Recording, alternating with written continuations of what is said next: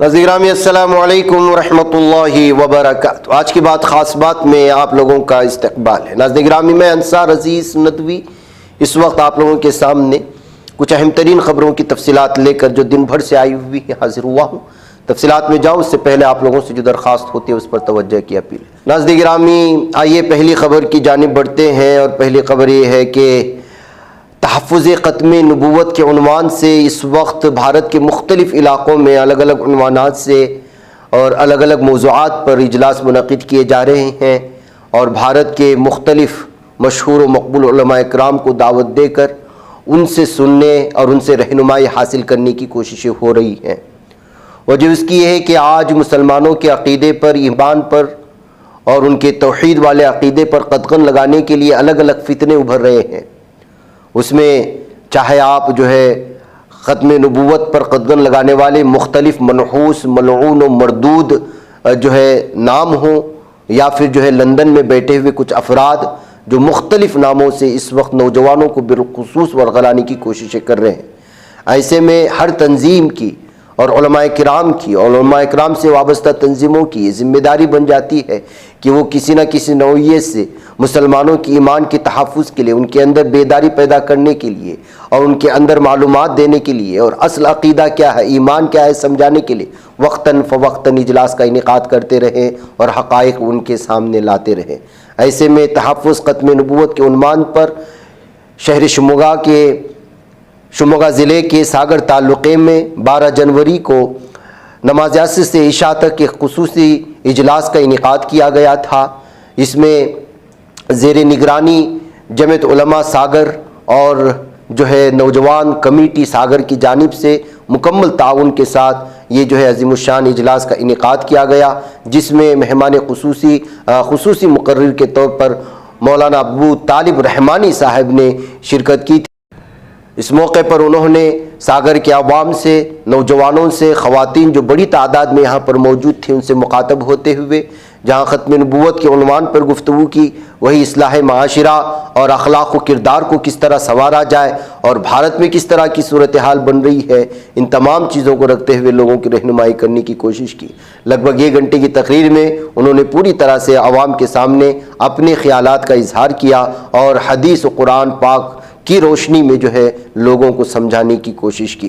ادھر یہ پورا اجلاس حضرت مولانا فضل الرحمان قاسمی صاحب جو کہ جمعیت علماء ضلع شموگا کے صدر ہے اور بارلین مسجد کے خطیب ہے، ان کی صدارت میں منعقد کیا گیا تھا۔ انہوں نے بھی اس موقع پر تحفظ ختم نبوت کے عنوان پر گفتگو کرتے ہوئے لوگوں کی رہنمائی کی۔ اس موقع پر جمعیت علماء ساگر تعلق اور نوجوان کمیٹی نے بھرپور مکمل طور پر تیاری کی، اور اس موقع پر الگ الگ ذمہ داران اور شہر کے مختلف علماء کرام نے لوگوں کا جہاں شکریہ ادا کیا وہیں پر ان کا استقبال بھی کیا گیا ہے۔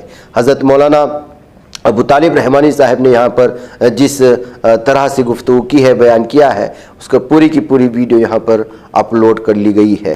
اسی طرح ناظرین گرامی، مولانا ابو طالب رحمانی صاحب کے شہر ساگر کے آمد کے موقع پر مدرسہ امداد العلوم جو شہر کا ایک بڑا اور مشہور و مقبول مدرسہ ہے، یہاں پر بھی ایک چھوٹی سی نشست منعقد کی گئی تھی ختم قرآن کی، جس میں 4 بچوں نے حفظ قرآن کی تکمیل کی تھی۔ ہنگامی طور پر منعقد کی گئی اس میٹنگ میں حضرت مولانا ابو طالب رحمانی صاحب نے حافظ قرآن، حفظ قرآن اور اس کی فضیلتیں بھی اس موقع پر انہوں نے اپنے خیالات کا اظہار کیا۔ بہرکیف اس موقع پر آخری سبق بھی سنا گیا اور ایک خصوصی مجلس کا انعقاد ہوا۔ اس موقع پر مولانا عثمان صاحب بھی موجود تھے، تو وہیں حافظ شفیع اللہ صاحب پوری طرح سے اجلاس کو سنبھالتے رہے، مولانا کلیم اللہ شاہی وغیرہ بھی موجود تھے، اور مدرسے کے صدر ڈی مقبول احمد صاحب نے بھی بھرپور پورے اجلاس کا اس وقت سپورٹ کیا۔ آئیے دوسری خبر کی جانب بڑھتے ہیں۔ دہلی ایئرپورٹ پر جمعرات کو ایک بڑا حادثہ ہوتے ہوتے بچ گیا ہے۔ میڈیا رپورٹ کے مطابق ایئر انڈیا کے مسافر طیارے کے انجن میں ایک بیگیج کنٹینر پھنس گیا، اس کے بعد ایئر انڈیا کے طیارہ کا انجن خراب ہو گیا۔ ایئر انڈیا کے A350 ایئر کرافٹ کے انجن میں کنٹینر ٹکرایا تھا، جس سے انجن کو نقصان پہنچا۔ اس واقعے کی ویڈیو سوشل میڈیا پر تیزی کے ساتھ وائرل ہو رہی ہے۔ گریٹر نوئیڈا کے ڈیلٹا سیکٹر میں گندا پانی پینے سے گزشتہ کچھ دنوں سے لوگوں کی بیمار پڑنے کی لگاتار مل رہی شکایتوں نے محکمہ صحت کی فکر بڑھا دی ہے۔ الٹی، دست، پیٹ درد اور بخار جیسے مسائل سے نبرد آسما لوگوں کی اطلاع ملنے کے بعد علاقے میں پانی کے معیار کی جانچ کرائی گئی، جس میں ایک گھر کے پانی کے نمونے میں خطرناک ای کولائی بیکٹیریا کی تصدیق ہوئی۔ اس کے بعد محکمہ نے علاقے کی نگرانی بڑھا دی ہے۔ اناؤ سمندری کیس میں ایک نیا موڑ آتا ہوا دکھائی دے رہا۔ سمندری متاثر جمعرات کو دہلی ہائی کورٹ میں ایک عرضی داخل کی، جس میں سابق رکن اسمبلی اور بی جے پی کلدیپ سنگھ سینگر کے خلاف مزید ثبوت پیش کرنے کی خواہش ظاہر کی ہے۔ یہ ثبوت اسی کیس سے متعلق جس میں سینگر کو قصوروار ٹھہرایا گیا تھا، عمر قید کی سزا سنائی گئی تھی۔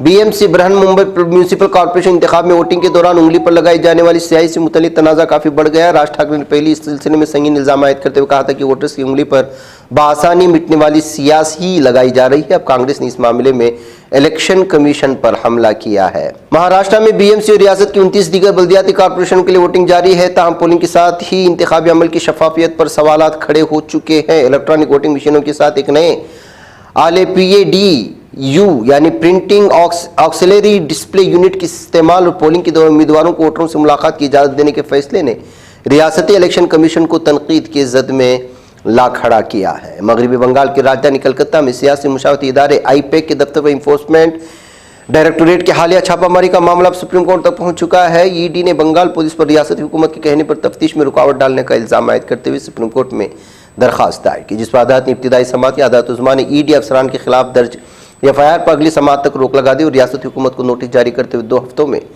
جواب طلب کرنے کو کہا ہے۔ اتر پردیش کی راجدھانی لکھنؤ سے متصل بارہ بنکی خصوصی عدالت کے حسین احمد انصاری نے 14 سال پرانے سمندری کیس میں ملزم ولسن سنگھ عرف آشو کو باعزت بری کر دیا۔ مقدمہ 9 اپریل 2011 کو لکھنؤ کی وکاس نگر پولیس اسٹیشن میں ایک دلت خاتون کے ذریعے درج کرایا گیا تھا، جو بارہ بنکی کے پولیس سپرنٹینڈنٹ کے دفتر میں تعینات ہیڈ کانسٹیبل شرد شری واسو کے گھر میں کام کیا کرتی تھی۔ کرناٹک کے وزیر اعلیٰ سدھارمیہ نے وزیر اعظم نریندر مودی اور وزیر زراعت شیوراج سنگھ چوہان کو خط لکھ کر کرناٹک میں چنا کسانوں کو درپیش سنگین بحران سے آگاہ کیا اور مرکزی حکومت سے فوری مداخلت کرنے کی اپیل کی ہے۔ وزیر اعلیٰ سدھارمیہ نے سوشل میڈیا ایکس پر کہا کہ میں نے وزیر اعظم نریندر مودی اور مرکزی وزیر زراعت شیوراج سنگھ چوہان کو خط لکھ کر کرناٹک میں چنا کسانوں کو درپیش سنگین بحران کی طرف ان کی توجہ مبذول کرائی ہے۔ 5,875 روپے فی کنٹل کی کم از کم امدادی قیمت کے باوجود بازار قیمتیں ایم ایس پی سے کافی نیچے گر گئی، جس سے کسانوں کو مجبوری میں کم قیمت پر اپنی پیداوار بیچنی پڑ رہی ہے۔ ایران میں حالات بدستور کشیدہ ہے، جہاں کئی دنوں سے بڑے پیمانے پر مظاہرے جاری ہیں۔ وہیں امریکی صدر ڈونلڈ ٹرمپ کی جانب سے ایران پر ممکنہ حملے کے بیان نے مشرق وسطیٰ میں عدم استحکام کو ہوا دے دی ہے۔ اتر پردیش کی انتہائی مشہور اخلاق قتل معاملے میں ایک بار پھر سماعت ملتوی کر دی۔ ملزمان کی جانب سے دائر کردہ مقدمے کو منتقل کرنے کی عرضی پر بحث ہوئی، لیکن ملزمان کے وکیل نے کچھ اضافی دستاویزات عدالت میں جمع کرنے کے لیے مزید وقت کا مطالبہ کر دیا ہے۔ غزہ کی پٹی مزاحمت کی سیکورٹی کے میدانی ونگ رادع یونٹ نے انکشاف کیا کہ رام اللہ میں قائم فلسطینی اتھارٹی غزہ کی پٹی میں قابض اسرائیل کی زیر کنٹرول علاقوں میں سرگرم مجرم ایجنٹ گروہوں کی حمایت اور مالی معاونت میں ملوث ہے۔ مقبوضہ مغربی کنارے کے مختلف علاقوں میں جمعرات کے الصبح قابض ظالم صہیونی درندوں نے وسیع پیمانے پر میدانی جارحیت کا مظاہرہ کیا، جہاں بیک وقت کئی علاقوں میں دھاوے بولے۔ ان کارروائیوں کے دوران شدید جھڑپیں بھی، براہ راست گولیاں برسائے اور صوتی بم استعمال کیے گئے، جبکہ چھاپوں گرفتاریوں کی مہم میں درجنوں فلسطینی شہریوں کو نشانہ بنایا گیا ظالم درندوں کی جانب سے۔ قابض ظالم صہیونی درندوں کے متشدد وزیر خزانہ بزلیل سموٹریچ نے مغربی کنارے میں ملین پروجیکٹ کے نام سے ایک نئے صہیونی کالونی منصوبے کا اعلان کیا، جس کی کل لاگت 2.7 ارب شیکل تخمینہ لگائی گئی ہے۔